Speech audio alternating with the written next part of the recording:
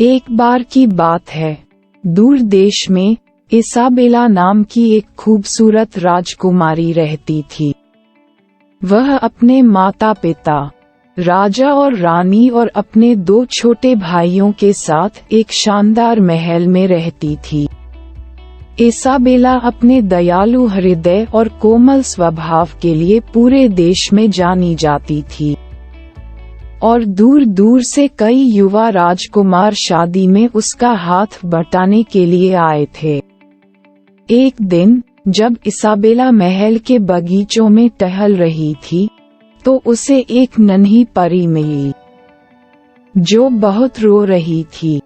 Isabella ने परी से संपर्क किया और उससे पूछा कि क्या गलत था। परी ने इसाबेला को बताया कि उसने अपनी जादू की छड़ी खो दी है और इसके बिना वह अपने परी कर्तव्यों को पूरा करने में असमर्थ है।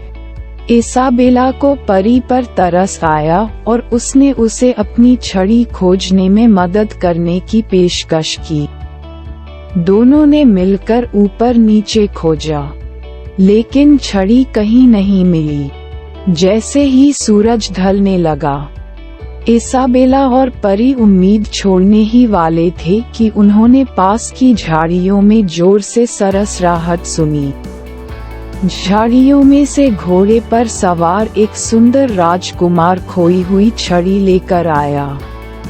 राजकुमार ने समझाया कि जब वह जंगल में शिकार के लिए निकला था तब उसे यह मिला था, और तब से वह परी को उसे लौटाने के लिए खोज रहा था। परी अपनी छड़ी के साथ फिर से जुड़कर बहुत खुश थी, और एक इनाम के रूप में उसने इसाबेला को एक इच्छा दी। इसाबेला ने एक पल के लिए सोचा और फिर परी से बीमारों और घायलों को ठीक करने की शक्ति मांगी। परी मुस्कुराई और इसाबेला की इच्छा मान ली। उस दिन से इसाबेला पूरे देश में हीलिंग प्रिंसेस के रूप में जानी जाने लगी और बहुत से लोग उसकी मदद लेने आए। इसाबेला दूसरों की मदद करने के लिए अपने उपहार का उपयोग करके खुश थी और उसे जानने वाले सभी से प्यार करती थी। जैसे जैसे समय बीतता गया, इसाबेला और सुंदर राजकुमार को प्यार हो गया और उन्होंने शादी कर ली। वे हमेशा खुशी से रहते थे, और परी उन पर नजर रखती थी और उन्हें नुकसान से बचाती थी। इसाबेला की चिकित्सा शक्तियां प्रत्येक बीतते दिन के साथ मजबूत होती गईं, और वह देश की सबसे प्रिय शासकों में से एक बन गई।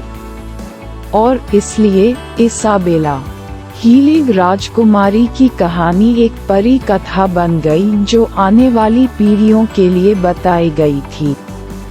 उनकी दयालुता, साहस और निस्वार्थता ने कई युवा लड़कियों को उनके नक्शे कदम पर चलने और दुनिया में बदलाव लाने के लिए प्रेरित किया।